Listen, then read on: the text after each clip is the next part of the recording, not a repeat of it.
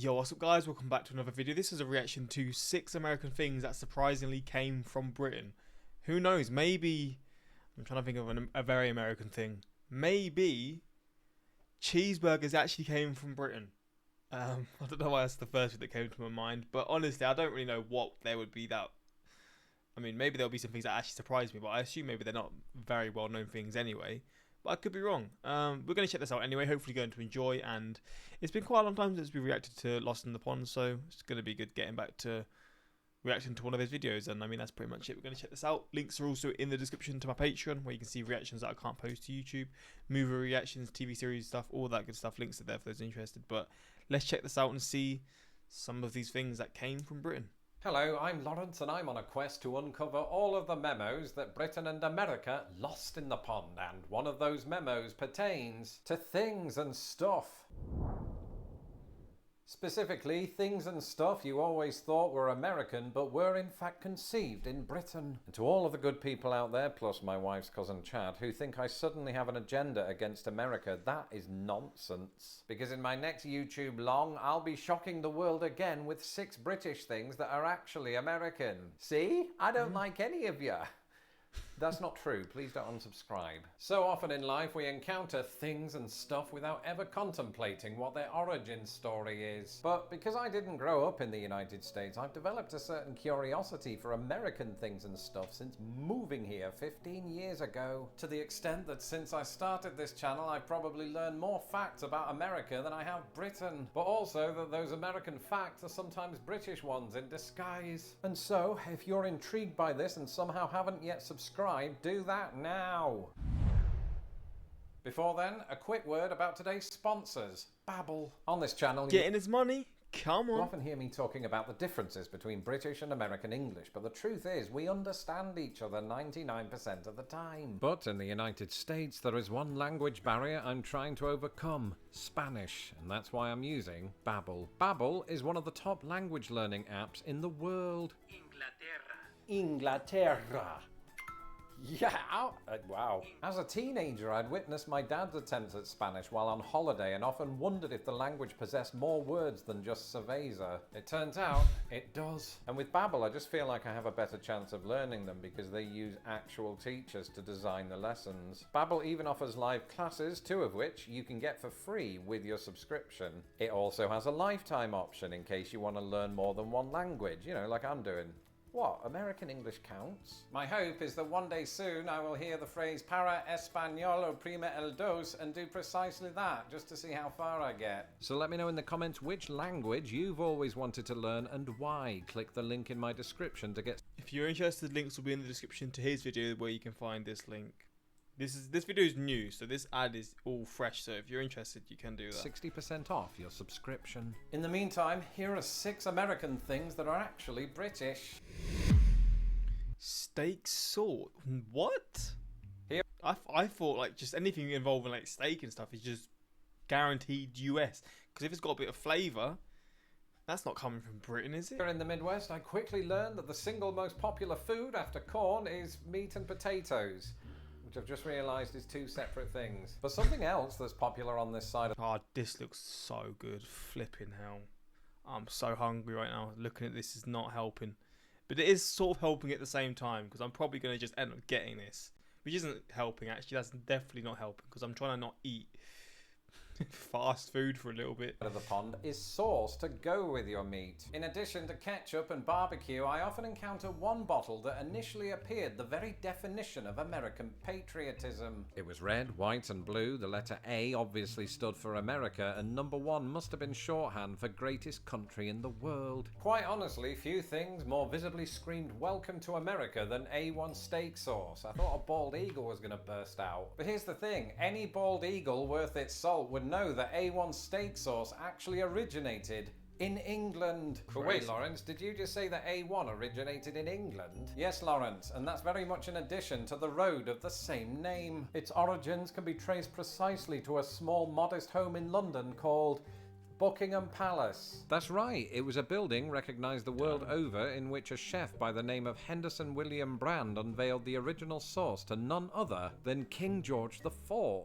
Now, as an aside, in Ireland last year I personally bore witness to that monarch's footprints. They were quite small. The sauce went on commercial sale in 1831 under the ownership of Brand's company, Brand & Co. However, by 1871 the brand was under different ownership, and at this time it acquired the name A1. Contrary to popular belief, the name has nothing to do with the king exclaiming A1 as in magnificent. Instead, it was inspired by an insurance standard at Lloyd's of London that denoted a good ship. As its popularity grew, so did its distribution. By 1906, it was sold in the United States, where it would later acquire the name A1 steak sauce and become a mainstay of the nation's condiments. By the late 1970s, amid overwhelming competition from HP sauce and Daddy's brown sauce, A1 all but disappeared from UK shelves.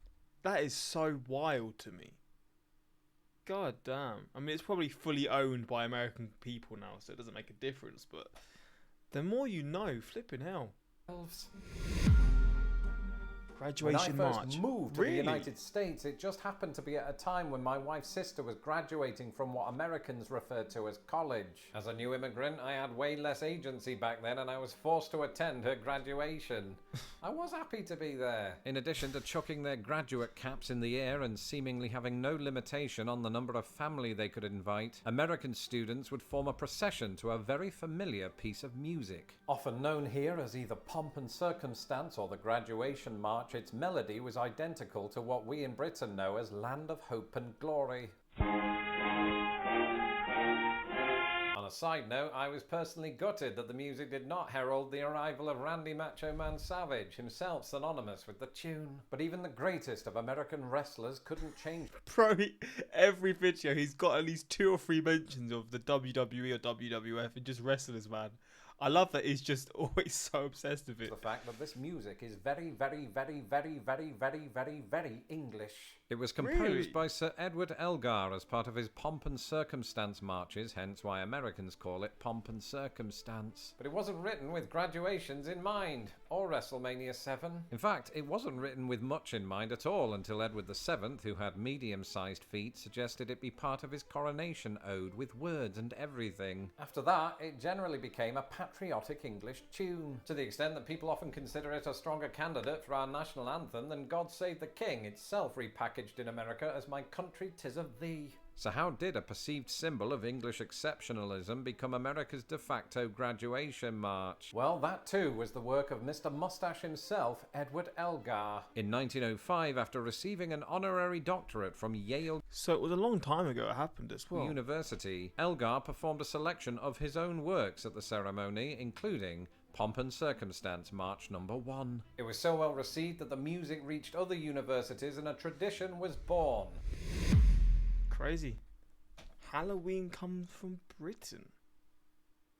I mean, maybe this actually does make sense because it's just Britain's been around for longer.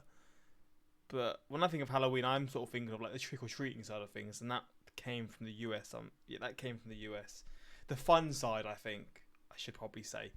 Well, it's almost that time of year again. In fact, on nearby porches, I've been seeing plastic dead people for the better part of a month. So I figured I might as well get in on the act. You see, in the United States, Halloween has long felt like a much larger deal than it did in Britain. It is America's enthusiasm for the occasion, in fact, that leads many of us to think of it as American. This feeling is strengthened further by the fact that many modern US Halloween traditions have spread to other countries. But it was 2 of those other countries that brought Halloween to the United States in the first place: Ireland and Scotland. You see, the origins of Halloween are very often linked to the Gaelic festival Samhain, which is not pronounced Samhain, but knowing my luck probably isn't pronounced Samhain either. Starting in the 9th century, it would be observed in Ireland, Scotland and the Isle of Man from October 31st to November 1st, with Samhain also the Irish language name for November. The holiday has seen all sorts of twists and... These have always confused me. These calendar things. So there's obviously only 6 sides to a square. So this will only go up to 6. So do you just get 2 squares of these? Wait, 0, 1, 2, 3, 4, 5, then 6, 7, 8, 6, 7. I don't understand, man. I guess you just get 2 squares and one square has the other numbers on it, probably. Also I the think it Irish probably is language that. name for November. The holiday has seen all sorts of twists and turns since then, but in the interest of time, let's skip forward by 1,000. It definitely is that. I mean, I'm now thinking that's obvious. But I don't even know, actually. Because I don't know why I care about it so much. Yes. For it was during the 18th and 19th centuries that something happened to bring Halloween to a young United States. Mass Irish and Scottish immigration. Makes sense. And before Uncle Toby chimes in with, didn't English colonists recognise All Hallows Eve before then? Yes, to some degree, but any such celebrations were likely muted owing to puritanical opposition. The Scots and the Irish brought with them several traditions that would eventually catch on in the United States, including jack-o'-lanterns. Historically, these would have been made with turnips. However, immigrants to America soon realised that native pumpkin presented a softer and larger Turnips? surface on which to carve a face. And What? speaking of large things with cracks in them, that brings us on to this. Liberty Bell. When you think of the United States, you idea. think of 3 words. Freedom, freedom, and freedom, and often in that exact order. And you don't have to live here to realise the extent to which freedom is precisely the rallying cry of so many of its symbols. You've got the Statue of Liberty, the Freedom Tower, Independence Hall. A short walk from that last one, you'll find the Liberty Bell. And just as Lady Liberty was constructed across the pond, the same is true of this £2,000 instrument, something I discovered before visiting it. Now granted, the idea of navigating tight security just to see a slightly damaged symbol of America's independence from the British might not sound like every Brit's cup of tea, but I had an obscurely sentimental reason for doing so. You see, in the irony to end all ironies, the Liberty Bell was cast not in Philadelphia, but London, specifically at the Whitechapel Bell Foundry. Now, in case you didn't know, Whitechapel was also the setting of my last English address before moving to America. In fact, I lived half a mile from where both Big Ben and the Liberty Bell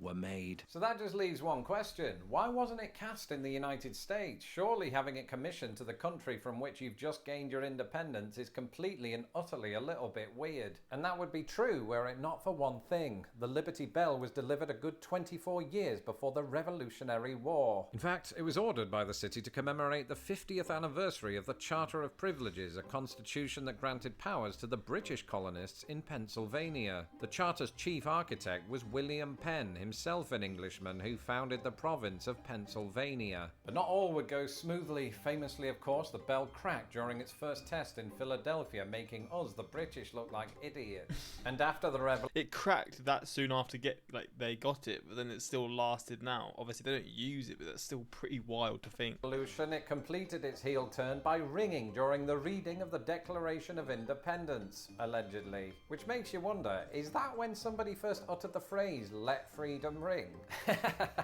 No, that phrase is first attributed to the song, "My Country 'Tis of Thee."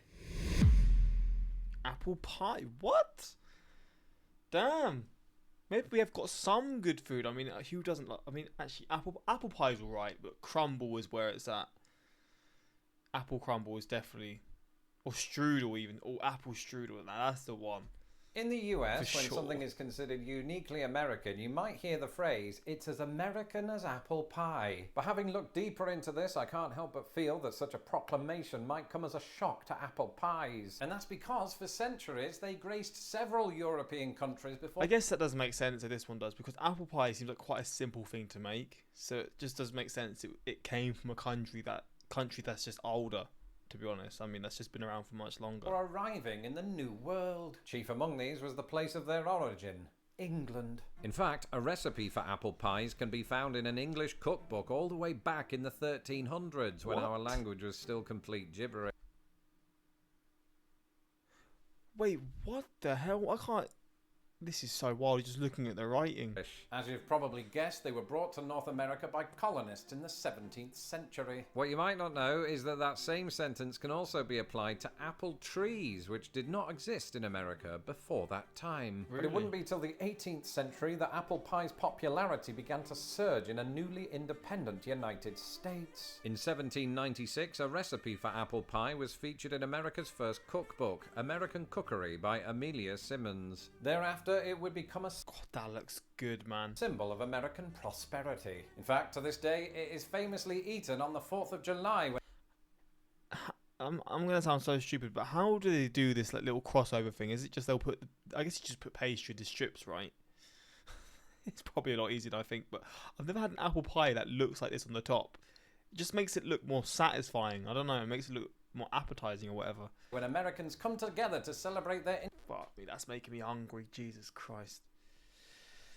Oh, flipping hell.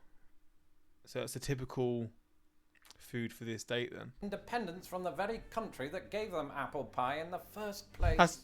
That's just like dancing on our grave, man. You've took our food and now you're eating it on the day that you left us. God damn it.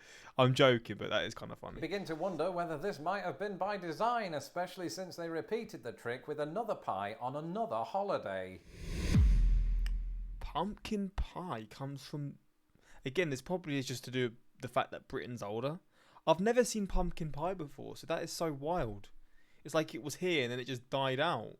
I mean, people probably do make it, but it's not a common thing to my knowledge. That's right, pumpkin pie, a dessert widely associated with America's Thanksgiving, was first conceived in England. And I know what you're thinking. Ooh, Lawrence, you told us that Britain didn't even have pumpkins until receiving them from North America. Yes, I did, but just as America sent a jazzed up version of Halloween back to Europe, we did the same to you with pumpkins. Sort of. You see, if you give my homeland anything that might conceivably fit inside a pie, we will find a way to make that happen. And so it was with pumpkin, or as it was known in 17th century England, Pompion, as recorded in Shakespeare's Merry Wives of Windsor. And yes, I did just mentally rename the graduation march Pompion Circumstance. Leave me alone. One of the earliest known recipes for Pompion pie can be found in the English cookbook The Gentlewoman's Companion by Hannah Woolley. Published in 1675, it called for alternating layers of pumpkin and apple, spiced rosemary, sweet marjoram, and a handful of thyme. So a bit different from the custard-based pumpkin filling of today. Nonetheless, variations on this pie were enjoyed by English colonists after arriving in North America in the 50 years prior. According to historical record, it would evolve into what we know today during the 18th century, when it too is featured in Amelia Simmons' American Cookery. Of course, even though each entry on this list had its origins in Britain and Ireland, it doesn't mean they're not a valued part of my American experience. That spot is reserved for peeps. Next week, I'll be enriching your lives even more with 6 British things that are actually American. Well, I'm fascinated by that then, to be honest. That would be a culture shock for me to learn about some things that I probably do, or maybe just in the culture that you associate with being British, and then it's like, bam, this does not originate from here. But yeah, this is a fascinating little video. I enjoyed this. Apple pie was also brought to US by Dutch and German immigrants. This type of pie is a favourite of the northern European countries. Pumpkins are native to the Americans, as are all squashes. The Pompion in Shakespeare was probably more of an edible gourd. No idea what that is. That name was transferred to the large American squash. Okay. I'd have actually loved my history. See that? See, I mean, would learning this stuff be in history be important? Probably not. But I do get what you're saying. But I mean, this is a fascinating little look into this. Thank us for this. Thank us. And then I'll thank you all for the stuff that's going to be in the next one. But yeah, hopefully you enjoyed, and until next time. Peace.